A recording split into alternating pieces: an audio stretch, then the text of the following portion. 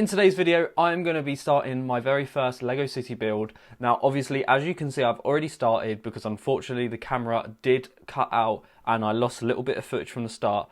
But I'm going to be starting by building a river through the middle of my city. Now, as you can see, I am going to be running the river from end to end because I fully intend to expand the city on both sides in the near future when I get a bigger space that I can build in. But of course, for now, I have more than enough space to start getting building with. And as you can see here, I am putting down some black plates at the bottom of the river. Now, I've seen that this creates a really cool effect and it helps make the water look deeper by having black plates underneath trans blue tiles. So that is what I'm going to be starting out with. And you can also see that I've started to put down some dark bluish grey bricks, and these are going to form the outline of the river and the river walls. Now, I'm not sure how I'm going to make the buildings rise up higher than the river, because at the minute it's only going to be by a couple of plates. It won't even be by a full brick, because of how I've got these black plates underneath the tiles that I'll be putting on for the river. But I'm sure I'll get round to that problem when I start building buildings along the side of the river. Because for a lot of the river, I want to go for a River Thames-esque vibe with it. Now, what I mean by this is that on the River Thames, you have buildings that literally back right onto the river, because there used to be docks and they used to unload with cranes directly from ships that would pull up to the back of the buildings. And I think this is a really cool concept, and I definitely want a bit of an industrial area that will have these sort of cranes in unloading cargo ships in the future. Now, I'm not sure if this is something I'll put in this part of the LEGO City, because I think this will probably be more of a main town centre of the city. I'm planning on having things like cafes and bridges and sightseeing and roads and maybe even a couple of skyscrapers here and there as well. So the industrial part of the city will probably be elsewhere on a future expansion, but you never know, I might squeeze it in this current layout that I've got now. So I want to make sure that I'm prepared for everything. As you can see now, I've pretty much done the river walls, and now I need to get all of the light bluish grey plates to plate perfectly over the top of all of the dark bluish grey bricks. Now, this was probably the most time consuming part of building this river, because trying to find all the right size pieces to fill in all the gaps perfectly and for it to look nice and neat was actually quite challenging, because I didn't have enough parts. So I had to kind of be quite creative with it. And I have ordered a few more parts because I was missing a couple of really small parts, like 1x1 and 1x2s in light bluish grey. So I'll finish them in the next update. Now, in regards to the space that I currently have available for this LEGO City layout is about 2.4 by 2.2 meters. So I've got a fair bit of room. Obviously, this river goes all the way across on the shorter side. Now, I'm sure you've probably already realised that I've done mills plating for pretty much all of the layout so far. There's a couple of bits around the edge which need to be finished up, which I'll get done later in this update. And I do need to buy one more base plate because I've got 2 cuts to make to fill in the final edge in the corner. So in total, before I've even placed my first building or first bit of path, I've probably used somewhere around 10,000 Lego pieces, because it's around 36 large 48 by 48 base plates in total, I think, plus a couple of offcuts around the sides. So it's quite a large space, and then obviously each one has been mills plated.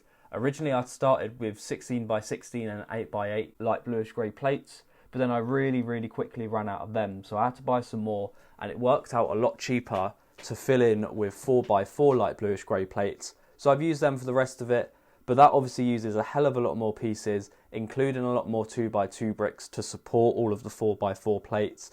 Probably need to use about twice as many on a mills plate when using 4x4 plates compared to 8x8 plates. So I got through an awful lot of 2x2 bricks and 4x4 plates, as well as other parts such as the 1x2 Technic bricks that I use to connect all the plates together. Now, I do need to snap all these together because I actually couldn't believe this, but I did not have enough of the black Technic pins to pin all of the plates together.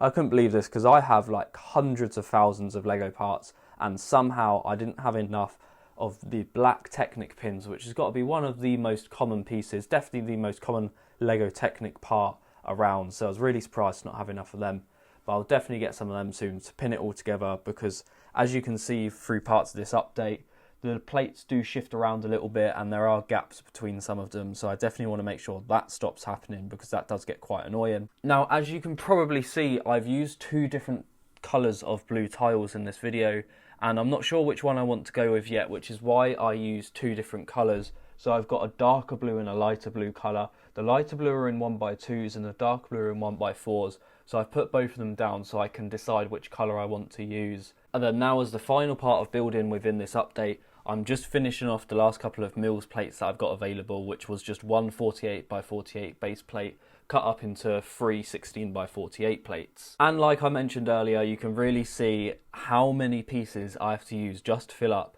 a third of one of these big 48 by 48 base plates. It's actually quite crazy how many 2x2 bricks and 4x4 plates I've got through. But now that that's done, let's take a live view at the city. Okay, so that is the basic structure for the river done. As you can see, I do have these gaps in all the dark grey and the orange bricks sticking out here. So I do need to get some more light bluish grey plates to fill in the gaps to make it all the same colour. And I think in the future, obviously this is all very blocky around here where I've made like the bends in the river.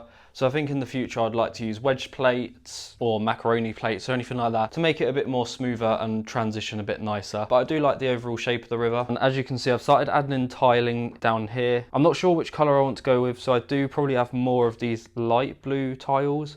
But I think I prefer the dark blue, and they're also available on the Pick a Brick wall at the minute, so I might just take these up and just do it mostly with dark blue, and then I'll use the lighter blue ones to fill in any gaps like this down here, along with some slopes to make it look like water's crashing against the side of the... So now the next job is going to be to get all of this fenced off, and I'll probably create walkways along each one, and I might even put a little pier in with a boat, but we'll see. And then of course I will also install a bridge or a couple of bridges at some point as well. And obviously the river just goes off in each direction and ends right at the end of the table, but this is because I fully intend to expand this Lego city much further in the future, so that is why I've done that. Now finally, here is a quick before and after picture of the Lego city to show today's progress, and thank you all very much for watching, and I'll see you in the next update.